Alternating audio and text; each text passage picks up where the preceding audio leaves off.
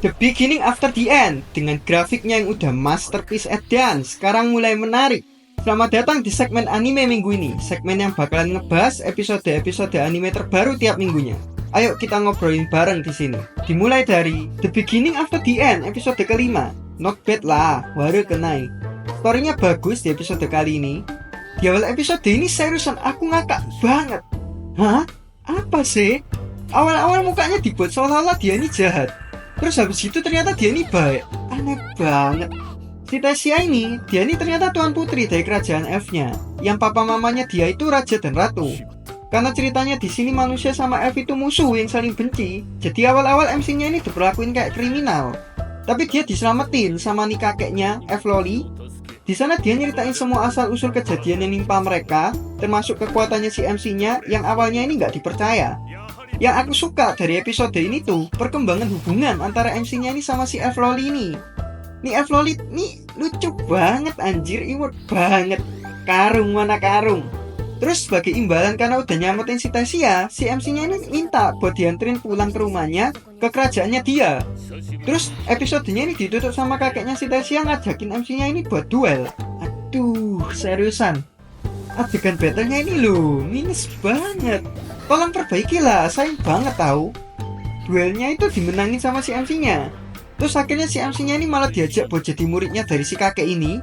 Dia bilang kalau MC-nya ini udah dikasih tekad bis. Dan kalau nggak mau latihan sama dia bisa mati. Masih belum jelas tekad bis itu apaan. Terus Sentai Daishikage Season 2 episode ketiga. Seru anjay, seru pol. Ceritanya ini makin seru. Si Usukubo ini sekarang beneran hilang ingatan, terus jadi bagian dari sekolahnya itu. Sama si Isu ini juga kayaknya udah mulai kacau pikirannya dia. Sesuai tebakanku kemarin ya, pasukan skuadron hijau itu aslinya ada banyak, tapi mereka semua pada hilang waktu penyidikan. Dan salah satunya itu cowok ini, yang sekarang jadi kepala sekolah di sekolahnya itu.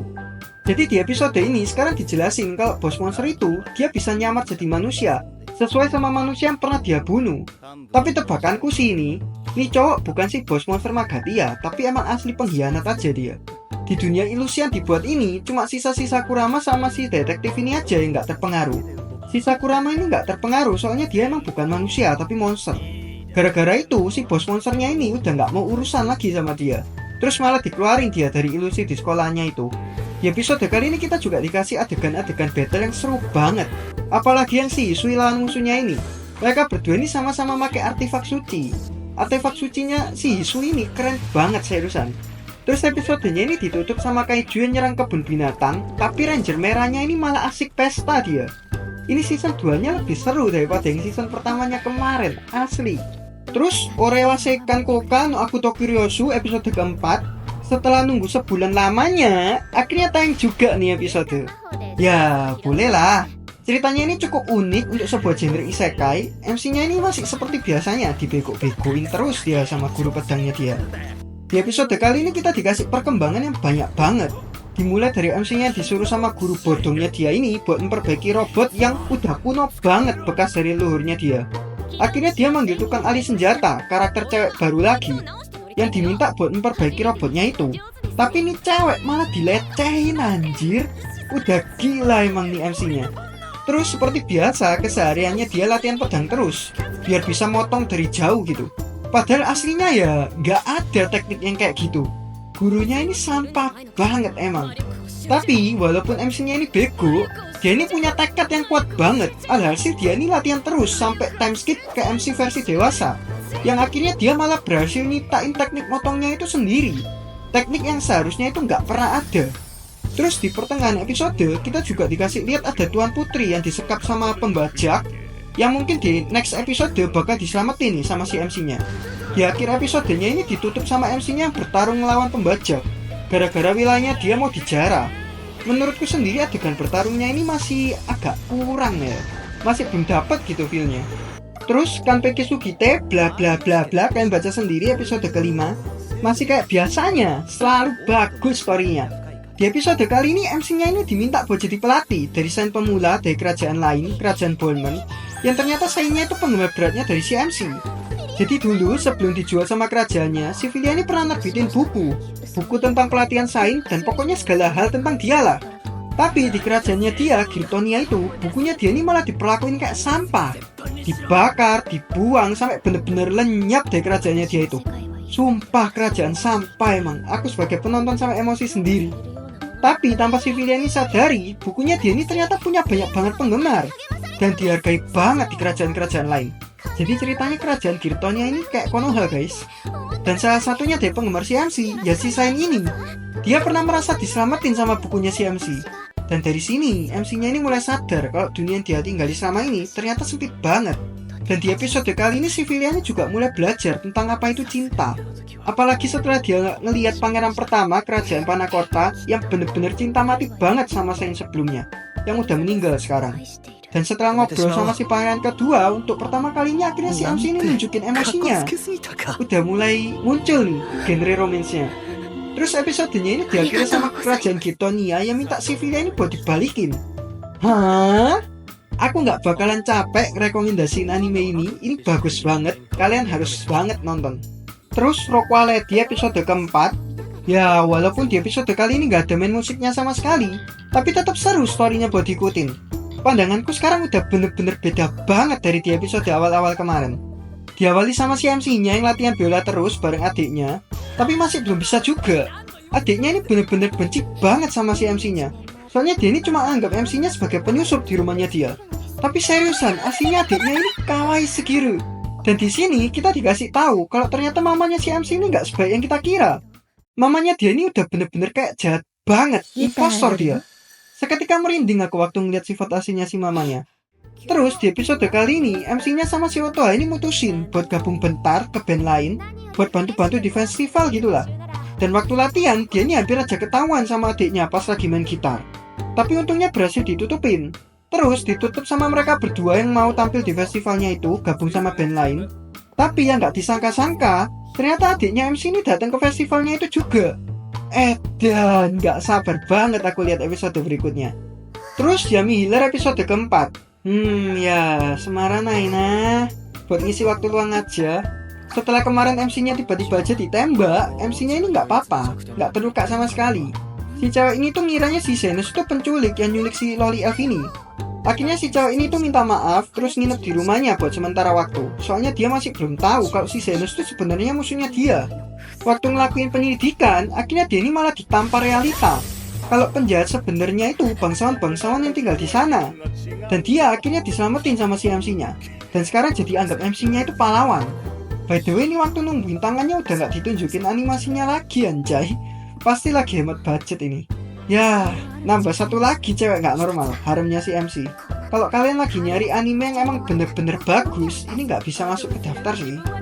Terus Katai Nakano Osan Kenshin Inare episode keempat. Episode kali ini ya mama loh, kurang seru sih. Lanjutan dari yang kemarin, MC-nya ini ngelawan monster burung. Tapi ya pertarungannya mereka ini gak kerasa epic. Apalagi yang ngasih serangan terakhirnya itu malah muridnya, si Surena. Padahal ekspektasiku ini udah tinggi banget pas muncul monster. Di pertarungan ngelawan monsternya itu pedangnya si MC ini patah. Jadi sekarang dia lagi nyari pedang baru. Pas nyampe ke tempatnya pandai besi, ternyata yang punya pandai besi itu lagi-lagi muridnya si MC. Dia ini satu-satunya murid yang bahkan lebih tua dari si MC. Dan dia latihan pedang itu cuma biar bisa bikin pedang jauh lebih bagus. Dan sekarang MC-nya ini mau dibuatin pedang dari bahan monster yang udah dibunuh tadi. Terus episodenya ini ditutup sama MC-nya mau dicopet tapi gagal. Dan kayaknya si pencopetnya ini lagi-lagi muridnya si MC. Tapi dia ini murid yang masih gagal di ibu kota mungkin. Kurang berkesan sih di episode kali ini. Terus ya, Danjuno Yujo episode keempat. Di episode kali ini MC-nya sama si Himari akhirnya baikan. Ya, baikan adalah aku nggak suka sama MC-nya anjir. Terus Kusurian no Hitori Goto season 2 episode ke-16. Setelah papanya si MC ini datang, mereka ini cuma jalanin kehidupan sehari-hari kayak biasanya. Sampai akhirnya si MC ini malah menguak misteri baru. Kalau ternyata pusat medis yang ada di kerajaannya itu markasnya orang-orang jahat. Soalnya cewek-cewek yang ada di sana itu semuanya bekas dari kaisar lama yang nidurin anak-anak di bawah umur. Gila banget emang kaisar lamanya dulu. Dia ini nidurin banyak banget loli-loli. Setelah nguak misterinya itu, si MC-nya ini malah ketahuan sama Kasim ganteng yang kemarin muncul di episode-episode sebelumnya. Yang ternyata Kasimnya itu si Suire, penjahat yang dulu muncul di season 1, nyamar buat masuk lagi ke istana ini. Terus episodenya ini ditutup sama MC-nya yang diculik soalnya ketahuan. Dan by the way, di episode kali ini kita dikasih tahu kalau ternyata Sri Lolan yang dulu udah keluar dari istana ternyata masih ada di dalam. Dan sekarang lagi nyamar dia jadi putra mahkota. Plot twistnya banyak banget kali ini. Tapi ya kurang terasa nendang aja episode kali ini. Terus Arang Party Waridat Susta bla bla bla bla, kalian baca sendiri episode ke-15. Party pengkhianat yang bego ini mereka malah minta kekuatan sama si rajanya. Dan sekarang mereka malah berubah jadi monster. Monster-monsternya ini diatasin sama party-party yang lain. Terus party MC-nya ini langsung ngelawan rajanya. Adegan battle-nya ini ya mama lah, lumayan bisa dinikmatin. Setelah rajanya ini kalah, sekarang Hyuk cuma perlu ngancurin batu sumber kekuatannya ini. Dan ini tuh gaje banget sumpah. Jadi ternyata batu yang jadi sumber kekuatannya itu si Simon, yang karena dia abadi, dia sampai berubah jadi batu kayak gitu. Terus melintasi dunia dan waktu sampai akhirnya sampai ke sini. Kasih Daro. Gila. Terus episodenya ini ditutup sama si Run yang diajak pulang ke dunianya si MC. Ya, nambah terus haremnya. Terus Windbreaker season 2 episode keempat yang full bahas tentang pertemanan.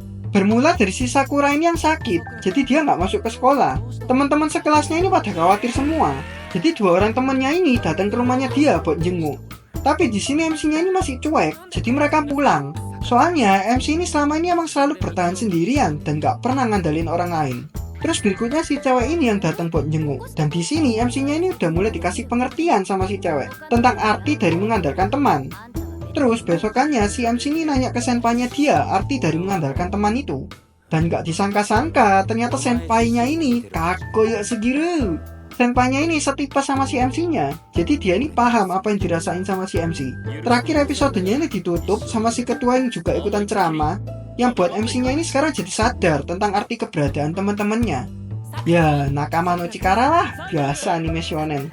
Terus Vigilante episode keempat, wah seru. Episodenya ini diawalin sama latihan sehari-hari si Koichi. Si Popstep ini bener-bener pacar impian banget. Dan di sini kita dikasih tahu kalau ternyata musuh utama mereka di wilayahnya sana, si Ratu Lebah ini.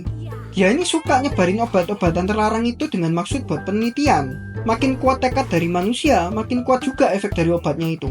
Makanya mereka ini selalu ngincer penjahat buat dikasih obatnya. Di sini para vigilante ini ngelawan penjahat yang agak besaran dan sulit buat dikalahin. Tapi si Kenaka dasar ini, dia bisa ngeladenin penjahatnya cuma dengan ngandelin tinjunya aja. Yang mana itu lumayan seru scenes battle mereka. Terus di pertengahan episode, pas MC-nya ini lagi latihan, dia malah ketemu sama pahlawan profesional, Ingenium. Yang kalau kalian nggak tahu, dia ini kakaknya si Lida, temennya Deku yang ada di plot utama. Si Ingenium ini, dia tertarik sama quicknya si MC. Terus dia ngundang MC-nya ini buat gabung ke agensi pahlawannya dia. Malamnya, si Ingenium dan anggotanya ini kejar-kejaran sama penjahat. Tapi mereka ini kesulitan, soalnya penjahatnya itu bisa lari cepat sekaligus bisa terbang juga. Yang akhirnya mereka malah dibantu sama para vigilante. Dan MC-nya ini sok keren banget. Besok paginya si MC sama si Ingenium ini ketemu lagi pas lagi jogging.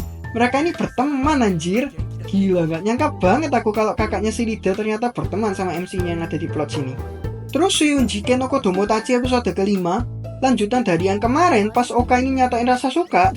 Ternyata itu rasa suka sebagai saudara, bukan sebagai cowok. Dasar sendiri. Terus ternyata pas Oka nyatain suka, si Minami ini gak sengaja denger. Tapi gak sampai selesai dia langsung pergi. Malah jadi salah paham sendiri dia. Terus kayak biasanya kita dikasih fanservice lagi. Si MC ini gak sengaja masuk ke kamar mandi yang ada Seiha lagi telanjang. Ini anime banyak banget fanservice-nya. Padahal gak ada genre ecchi loh. Kalian yang nonton di TV harus banget hati-hati nih. Dan di episode kali ini lagi-lagi si MC-nya ini dapat perkembangan hubungan sama si Banri. Bau-bau heroin menang nih. Tapi belum tentu juga sih. MC-nya ini diajak ngedate sama si Banri buat beli HP baru, sambil sering banget digodain dia. Emang ya pesonanya MILF tuh suka banget goda-goda. Tapi ternyata si Banri ini ngajak ngedate MC-nya karena dilapori sama Minami tentang Oka yang nyatain suka ke MC-nya. Si Banri ini ngeinterogasi dan mastiin kalau nggak terjadi apa-apa di antara mereka berdua. Terus diakhiri sama si Minami yang nggak sengaja salah kirim ke grup keluarga. Yang ngebuat Kotono ini jadi ikutan tahu dan ikutan salah paham. Ini anime oke banget sih, tapi kebanyakan fanservice. Terus Witchwatch episode keempat, episode kali ini jadi episode yang lumayan serius. Tapi masih tetap aja dibalut sama unsur komedi dari mereka. Jadi di episode kali ini ada muncul karakter baru, namanya Kanshi. Dia ini juga sama, diutus sama mamanya si Nico buat jadi pengawalnya Nico. Soalnya si Morihito sama si Kanji ini, dua-duanya ini sama-sama teman masa kecilnya si Nico. Tapi kalau si Morihito itu dari ras Ogre, si Kanji ini dari ras Tengu. Dua ras itu udah bener-bener kayak rival dari zaman bahula, makanya mereka berdua ini bertengkar terus. Akhirnya si Nico ini mutusin buat pakai sihirnya dia lagi, biar mereka berdua ini bisa akur. Tapi ya kayak biasanya malah jadi kacau. Bahkan ini si MC-nya malah jadi nafsu anjir, jongoknya. Terus di sini juga terkuak kalau ternyata bencana yang bakalan nimpa si Nico ini bakalan disebabin sama musuh yang lagi sembunyi di sekolahnya. Dan kayaknya dia juga penyihir. Ini si Nico diserang pas lagi di pertengahan episode, pakai baju yang ternyata udah dikasih sihir. Itu posisi matanya ada di mana anjay? Akhirnya si Morihito sama si Kanji ini kerjasama buat nyelamatin si Nico, yang ngebuat mereka berdua ini jadi akur sekarang. Meditasi. By the way, di sini muncul dua referensi anime lagi, manga Kimetsu no Yaiba sama mainan kartu Yu-Gi-Oh. Ya, episode kali ini lebih ke bahasan serius. Terus cek gorila episode keempat, MC-nya ini pergi ke pesta sekolah, terus dibully, terus dijebak, udah, males lah bahasnya. Itu tadi anime-anime yang udah aku tonton minggu ini. Terus yang jadi favoritku minggu ini, Sentai Dishikaku season 2 episode ketiga. Story-nya ini mulai panas. Kalau menurut kalian mana yang paling seru minggu ini? Konten ini bakalan ada jeda episode sekitar 4 harian, soalnya aku butuh waktu buat ngedit juga. Dan kalau kalian suka, bantu aku dengan cara like, komen, dan subscribe ya. Itu bikin aku jadi lebih semangat buat bikin konten ini. Hai, Kokomati desu, arigatou gozaimashita.